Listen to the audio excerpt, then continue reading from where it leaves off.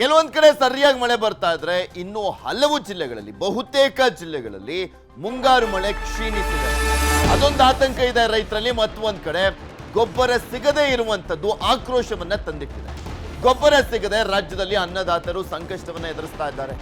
ಗೊಬ್ಬರಕ್ಕಾಗಿ ಪ್ರತಿನಿತ್ಯವೂ ಕೂಡ ಪರದಾಡುವ ಪರಿಸ್ಥಿತಿ ನಿರ್ಮಾಣ ಆಗಿದೆ. ಊಟ ತಿಂಡಿ ಬಿಟ್ಟು ಗೊಬ್ಬರಕ್ಕಾಗಿ ಕ್ಯೂ ನಿಂತ್ಕೊಂಡಿದ್ದಾರೆ ರೈತರು. ಆದ್ರೆ ಸಿಗ್ತಾ ಇಲ್ಲ ಗೊಬ್ಬರ. ಕ್ಯೂ ನಿಂತ್ಕೊಂಡ್ರಾದ್ರೂ ಸರಿಯಾದ ಪ್ರಮಾಣದಲ್ಲಿ ಅವರಿಗೆ ಗೊಬ್ಬರ ಸಿಗ್ತಾ ಇದೆಯಾ? ಇಲ್ಲ. ಬೀದರ್ನ ಆಣದೂರಿನಲ್ಲಿ ರಸಗೊಬ್ಬರದ ಕೊರತೆ ಎದುರಾಗಿದೆ. ರಸಗೊಬ್ಬರ ಇಲ್ಲದೆ ಗೋದಾಮು ಖಾಲಿ ಆಗೋಗಿದೆ. 500 ಬ್ಯಾಗ್ DAP ಯೂರಿಯಾ ಪೂರೈಸಿಲ್ಲ ಕೃಷಿ ಇಲಾಖೆ.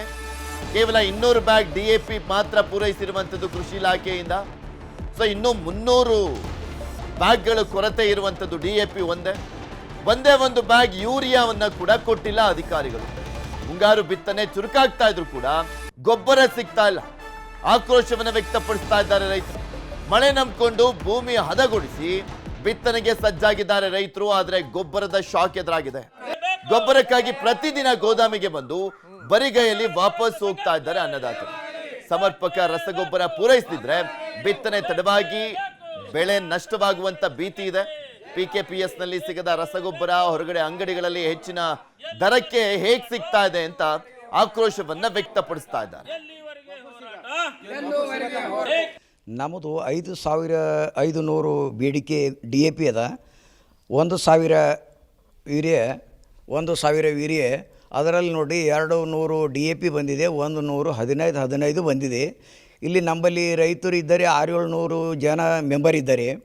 ನನಗೆ ಬೇಕು ನಿನಗೆ ಬೇಕಂತ ಅವರು ಗಲಾಟೆ ಎಬ್ಸಿದ್ರು. ಇಲ್ಲಿ ರೈತರಿಗೆ ಗೊಬ್ಬರ ಪೂರೈಸೋದು ನಮ್ದಿಂದ ಇಲ್ಲಿ ಏನಾಗ್ಲತ್ತಂದ್ರೆ ಇಲ್ಲಿ ಸೊಸೈಟಿಗೆ ಬಂದ್ರೆ ಗೊಬ್ಬರ ಇಲ್ಲ. ಹೊರಗೆ ಹೋಗ್ರಿ ಎಲ್ಲಿ ಹೊರಗೆ ಪ್ರೈವೇಟ್ ದುಕಾನ್ಗಳದಾಗೆಲ್ಲ 8 ರೂಪಾಯಿ ಕೊಟ್ಟು ಗೊಬ್ಬರ ಸಿಗ್ಲತ್ತದ. ಅವ್ರು ಹೆಚ್ಚಿಗೆ ರೇಟ್ ಕೊಟ್ಟು ನಮ್ಗೆ ಏನದ ಅಂದ್ರೆ ಗೊಬ್ಬರ ಕೊಡ್ಲತ್ತಾರ. ಯಾರು ದುಕಾನ್ದಾಗ ಹೋದ್ರೆ ಭೀ ಗೊಬ್ಬರ ಅದ, ಎಲ್ಲಿ ಭೀ ಫರ್ಟಿಲೈಸರ್ದಾಗಲಿ ಬೀಜದಾಗಲಿ ಎಲ್ಲ ಕಡೆ ಗೊಬ್ಬರ ಅದ. ಬಟ್ ಈ ಸೊಸೈಟಿಗಳದಾಗ ಗೊಬ್ಬರ ಇಲ್ಲ. ಈ ಸೊಸೈಟಿ ರಾಯಚೂರಿನಲ್ಲೂ ಕೂಡ ರೈತರಿಗೆ ಸಿಗ್ತಾ ಇಲ್ಲ ಗೊಬ್ಬರ. ಬಿತ್ತನೆ ಸಮಯದಲ್ಲೇ ರಸಗೊಬ್ಬರದ ಆತಂಕ ಎದುರಾಗಿದೆ. ರಸಗೊಬ್ಬರಕ್ಕಾಗಿ ಅನ್ನದಾತರು ಅಲೆದಾಟವನ್ನ ಮಾಡುವಂತ ಪರಿಸ್ಥಿತಿ ಇದೆ. ಬಿತ್ತನೆ ಟೈಮ್ ಇದು, ಈ ಟೈಮ್ನಲ್ಲೇ ಸಿಗ್ತಾ ಇಲ್ಲ. ರಸಗೊಬ್ಬರಕ್ಕಾಗಿ ಅನ್ನದಾತರು ಪರದಾಟ ಜೊತೆಗೆ ಅಲೆದಾಟ.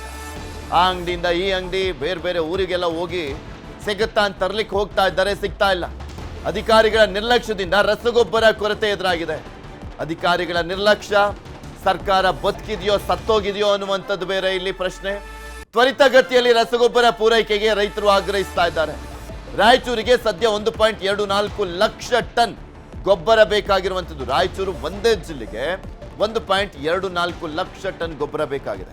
ಆದರೆ ಈವರೆಗೂ ಜಿಲ್ಲೆಗೆ 69,773 ಟನ್ ರಸಗೊಬ್ಬರ ಮಾತ್ರ ಪೂರೈಕೆ ಆಗಿದೆ. ಇನ್ನು 1,33,074 ಟನ್ ರಸಗೊಬ್ಬರ ಕೊರತೆ ಇರುವಂಥದ್ದು. ರಸಗೊಬ್ಬರದ ಕೊರತೆ ಹಿನ್ನೆಲೆಯಲ್ಲಿ ಸರ್ಕಾರದ ವಿರುದ್ಧ ಆಕ್ರೋಶವನ್ನ ವ್ಯಕ್ತಪಡಿಸ್ತಾ ಇದ್ದಾರೆ. ಕೊರತೆ ಎದುರಾದ್ರೆ ಅಧಿಕಾರಿಗಳು ಓಕೆ, ಕೊರತೆ ಇದ್ದಂತ ಸಂದರ್ಭದಲ್ಲಿ ಏನು ಮಾಡ್ಲಿಕ್ಕೆ ಆಗುದಿಲ್ಲ. ಆದ್ರೆ ಅದನ್ನ ಕೊರತೆ ನೀಗಿಸಬೇಕಾಗಿರುವಂತದ್ದು ಯಾರು?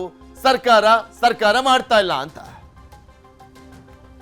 25,000 ಟನ್ ಬೇಕಾದಂಥ DAP ಗೊಬ್ಬರ 8,580 ಟನ್ ಮಾತ್ರ ಇದೆ ರಾಯಚೂರು ಜಿಲ್ಲೆಗೆ.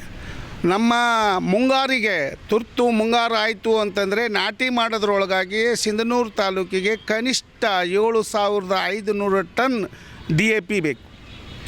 ಈಗ ಕೇವಲ ಲಭ್ಯ ಇರೋದು ಕೇವಲ 1,500 ಟನ್ ಅಂತೇಳಿ ಅಧಿಕಾರಿಗಳು ಹೇಳ್ತಾರೆ.